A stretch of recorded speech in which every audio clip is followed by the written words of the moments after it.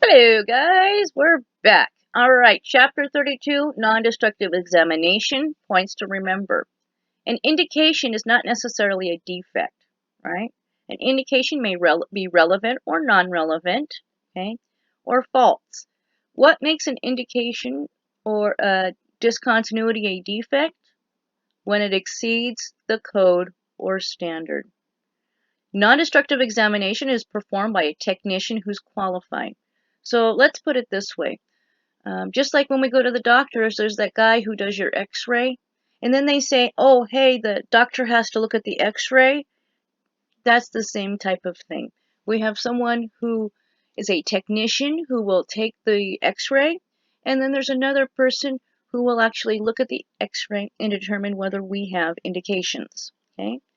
A technician who is certified to level 2 or 3 is a person qualified to interpret non-destructive examinations according to the code or standard. So there's your doctor. Common non-destructive examinations are visual, VT, liquid penetrant, PT, magnetic particle, MT, ultrasonic, UT, radiographic, RT, electromagnetic eddy current, or ET.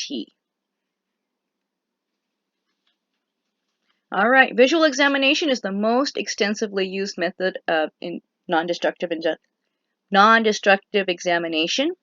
We usually look at the surface condition, alignment, conformance to a specific shape, right, or what contour, or to locate leakage. VT can be used before, during, and after welding. All right, before welding begins, the inspector, Yahoo! We look at the drawings. We want to make sure that we have the correct WPSs and performance qualifications for the welders. We also are going to establish a hold point. When do I need to stop and when do I need to look at it, or do we need to do something else in a certain area? A documentation plan. What do I have to document? When is it going to be documented? You know, any type of material. I need to look at the base metals. I need to look at your electrodes. I'm going to look at your fit up and alignment, make sure it's good, and anything like that that's important to look at. During welding, I'm going to look at your preheat and interpass temperatures. I'm going to make sure that you're welding in accordance with that specific WPS. I'm going to look at the root pass, the layers, you know. After welding, I'm going to look at the quality of the finished weld and make sure it's the right size. But I'm going to also look at surface condition or contour, if it's correct contour. Okay.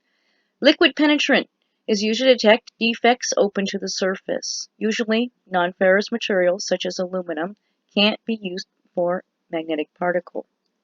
We have to make sure the surface of the part is clean and dry before administering liquid examination. The surface of the weldment is coated with a thin film of penetrant and left on the surface for an amount of time known as dwell time. After the penetrant has been wiped clean, we put a developer on there and accelerates the bleed out to indicate contrast. Magnetic particle. We can only use it for surface or near subsurface discontinuities in ferromagnetic metals. What does that mean? Ferro, iron containing metals. Okay, when a magnetic field is established in a piece of material that has one or more discontinuities, the magnetic poles are set up at the discontinuities. So it, puts the poles right there, and that is where our iron filings are going to go. A magnetic field may be induced in the part with circular magnetization in circles or longitudinal, long ways. Colored magnetic particles may be applied by the dry magnetization or wet magnetization. So we can even have wet magnetization, which means they have iron filing particles and it's suspended in a fluid like an oil. Demagnetization is mandatory. Regardless of what you have, it has to be demagnetized for engines and aircraft. Remember, any of those things like the filings, grindings, and chips are attracted to that. So that means that, we can be looking at an engine and all of a sudden, we're going to stall it up. Okay, cracks. MT can find cracks, but they have to be kind of close to the surface, including crater cracks, transverse cracks, longitudinal cracks, and toe cracks. And we'll talk about cracks in a little bit.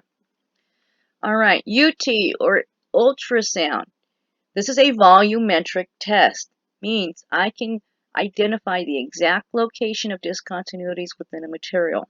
I can give you the X, Y, up, down, left, right, backwards, forwards. Okay? Ultrasound uses waves. The two types of waves are longitudinal and shear. For radiographs, we put a radiographic film or an X-ray film on the opposite side of the test specimen to record the internal image of the component. Okay? We use an IQI that tells us the thickness and the quality of the picture that's being taken.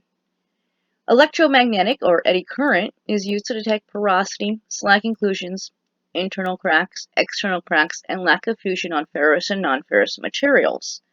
The drawback is you have to have a pretty big machine. Electromagnetic energy is used to detect surface and internal quality of welds. The thing is that we have to use a full-scale or mock-up calibration standards that have simulated discontinuities. So it kind of makes it too much to even do. Okay? When we talk about proof testing is used to demonstrate the ability of a welded structure to carry loads. So we want to make sure we can prove that it's going to work in the way that we're asking for. All right, adequate ventilation must be used during hydrostatic testing to prevent collapse of the tank.